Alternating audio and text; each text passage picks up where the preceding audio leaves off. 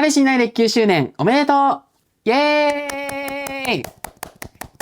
はい、ということで皆さんこんにちは、沖野です。今申し上げました通り、2025年4月3日をもちまして、彼氏いない歴が9周年に突入したんですけれども、今回はそれを記念して、動画をちょっと投稿しようかなと思いましたので、皆さんぜひ祝福のコメントだったりとか、スパチャでお祝いなんかをしていただけるととても嬉しいです。皆さんにとって4月の頭ってどういうイメージですか？やっぱ日本って新年度を迎えるってイメージがすごい強くて、新生活とか、新たに頑張ろうみたいな人も多いと思うんですけども、9年前の沖野はですね、今頃ちょうど別れた直後で、ズタボロでっていう感じだったんですけど、別れるまでの1ヶ月ぐらいの様子かな。別れた当日の話も含めて、2年前にめちゃくちゃしっかりお話ししてるので、まだ方はね、ぜひそちらも見ていただきたいなと思います。個人的には結構もうその当時は、当たり前ですけどもう全然吹っ切れてるので、結構笑い話として、こういうこともあったなっていう感じでお話をしたら、コメント欄でちょっと涙してくれた方がいたりとか、あとは友達からも、あの動画見たよみたいな、当時こんなんだったんだねみたいな。別れた時の相談とかを全然周りにしてなかったので、そんなに落ち込んでたんだっていうのをその動画を見て初めて知ってくれた友達とかもいてっていう、そういう動画になってるので、ぜひ概要欄からそちらもご覧ください。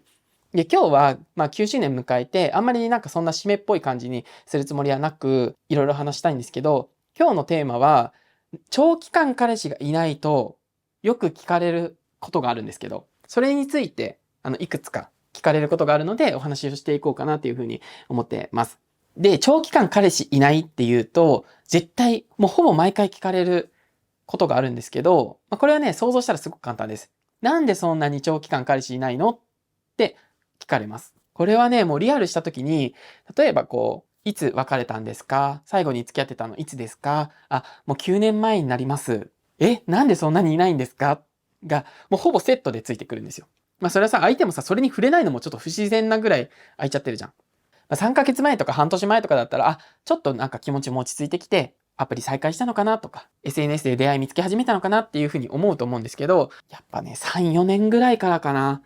なんでそんなにいないんですかって聞かれるようになって、もう最近は、なんか言った瞬間ちょっとフリーズする人とかいる。って一回聞き間違えみたいな、ぐらいフリーズしちゃう人がいて、正直それ言われた時にどう思うかっていうと、大して何とも思わないんだけど、最近はね、知らねえよって思う。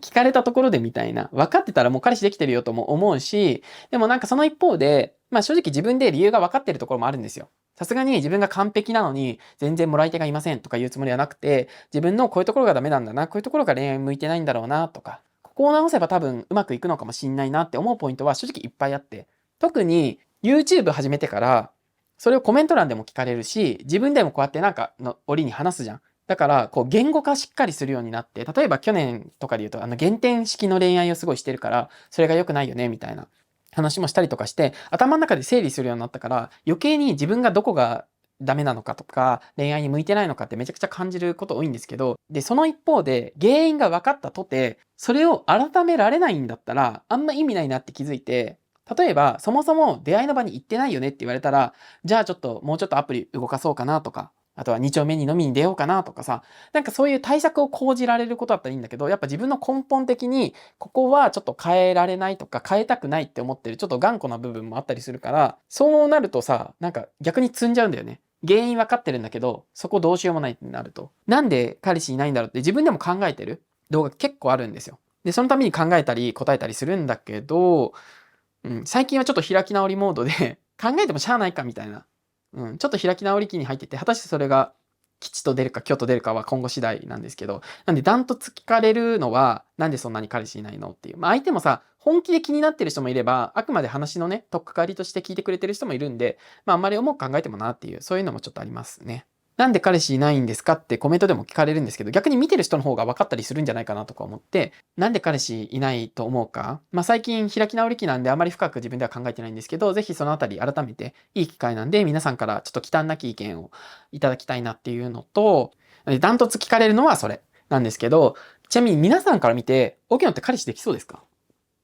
なんかコメント欄で、悪気があって書いてる人、嫌味っぽく書いてる人もいれば、全然悪気がなく書いてくれる人もいるんだけど、やっぱりその恋愛の話をした時に、例えばこういうリアルをしました。こういう飲み会に行きました。自分のこういうとこが良くないんだと思う。みたいな話をしてる時にね、コメント欄に絶対何人か現れるんですよ。この調子だと彼氏はまだまだ無理だろうなとか、来年も多分いないでしょうね、みたいな。絶対書く人いて、それ良かれと思って書いてくれてる人もいれば、多分通りすがりのちょっとこう嫌味っぽく書かれる人もいて、どっちの意見でも全然いいんですけど、皆さんから見て、沖野今年彼氏できると思いますか？あと9ヶ月率直にどういう風に見えてるのかなっていうのをちょっと改めて聞いてみたいなと思って、正直彼氏できないだろうって思ってる人いるでしょ？本気で沖野さん彼氏できたらいいなって願ってくれてる人もいるんだけど、その一方でぶっちゃけ無理じゃねって思ってる人結構いると思ってて、そのあたりの意見をね、改めてちょっと今日聞きたいなっていう。あとは、以前これね、実はアンケート機能でちょろっと聞いたことあるんだけど、沖野に彼氏できてほしいと思ってますか？応援してくれてる人と、ぶっちゃけ彼氏できない方がいいと思ってる人がいると思ってて、そのアンケートで確認したときは、彼氏できないでほしいっていう人の方が多かった。だから今ちょっとそのあたりとどのぐらい変動あるかちょっとわかんないんですけど、彼氏できたらどうなんだろう？離れていく人もいるのかな？ちょいちょい言われるんですよ、友達に。彼氏できたら YouTube では言うのって言われて、全然言うつもりでいるよって言ったら、やめた方がいいよって。ちょいちょい言われる。ちなみに他の YouTube やってる人にも言われたことある。視聴者層が女子とかだったら応援してくれるかもしんないけど、同じゲイ男性だったら、それで離れていく人多いと思うから、できても隠した方がいいよとか、言われることがちょいちょいあって、正直そのあたりどうなんだろうな、みたいな。彼氏できたらそんなに興味パッて失うもんなんですかね。そもそもね、彼氏できるかはちょっと置いといて、彼氏できたらどうするのチャンネルみたいな。で、自分としては、前も答えたことあるんですけど、カップルチャンネルとかにするつもりはなくて、仮にできたとしても、相手が出たいって言っても、沖縄にカップルですみたいな。そういうことはやるつもりなくて、あるとしたら、今友達と行ってる例えば旅行の Vlog とか、登山の Vlog とかあるじゃん。ああいうのに、彼氏がたまにね、彼氏と旅行に行ったとか、彼氏とどこどこに行ったとか、そういう Vlog が上がる可能性あるかなと思うんですけど、カメラマンが彼氏だったり、声で入ってたりとか、そういうことはあるかなと思うんですけど、だから、できた報告があった方がいいのか、ない方がいいのかとか、自分の考えとしてはさ、こんだけ彼氏いないって言ってさ、実はいたらめっちゃ怖くない？だって。で、実際今いないんですけど、実際できた時にこんだけ彼氏いないですネタをさ、何回も1年に何回も話してるのに、急にできた途端パタッとやめるのも、察する人はそれで察してくれるのかなと思いつつ、あんまり誠実ではないのかなとか、でも公表してほしくないっていうタイプの人もいるし、難しいな、みたいな。で、公表したとってさ、本人も一緒に動画で紹介してほしいっていう意見の人もいれば、あくまで報告はするけども、彼氏は別に動画には関わらせないでほしいっていう意見の人もいたりとかするじゃん。だからそのあたりの視聴者さんのスタンスをまた改めてね、コメントでちょっと聞いてみたいなって今日思ってます。あともう一つよく言われるのが、そんだけ長期間彼氏いなくて、やることはやってんのみたいなのもちょいちょい聞かれるんですよ。で、それで言うと、やることはやってる。でもやってるけど、これ難しいのが、いわゆるやりもくで会うってことは全くしてないんですよ、昨日。例えば、いいなと思った人とご飯に行きました。で、結果的にそこでいい雰囲気になって、その流れで、みたいなことはたまにあります。けど、今年で言うと、それすらまだないかも。そもそも今年新規でリアルしたのが、この動画撮ってる時点でまだ2名しかなくて、で、特に1名はもう1回やって終わったんですよ。2人目はまだ一応現在進行形なので、今後何かあるかもしれないんですけど、っていう、そのぐらいのペースでしか会ってないので、現在はちょっとないんですけど、そういうことがある時もありました。でも逆に言うと1年間全く何もないみたいな年もありました。コロナの時とかね。っていう感じですね。なので、やりもくでは合わないけど、場合によってはそういうこともあるかな、みたいな感じです。別にさ、大人同士だし、やりたきゃやればいいと思うんですよ。合意の上ね。でも個人的に、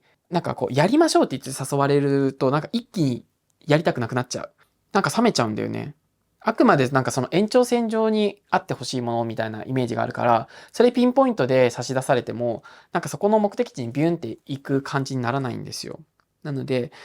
やることやってるんでしょって言われたら、9年間一人でさすがに全く何もないですよってことはないんですけど、じゃあバンバンやりもくであったりとか、発展場行ったりとか、そういうのはないかなって感じかな。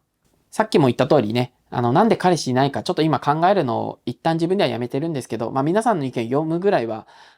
働かせられるかなと思うので、沖野になんで彼氏がいないのかとか、実際今年彼氏できそうかどうかとか、沖野に彼氏ができたら嬉しいか嫌か、実際にできた時に、果たしてこのチャンネルはどういう風に進んでいけばいいのか、そのあたりね、皆さん書きたいところ、書きたい部分だけでいいので、コメントしていただけたら嬉しいです。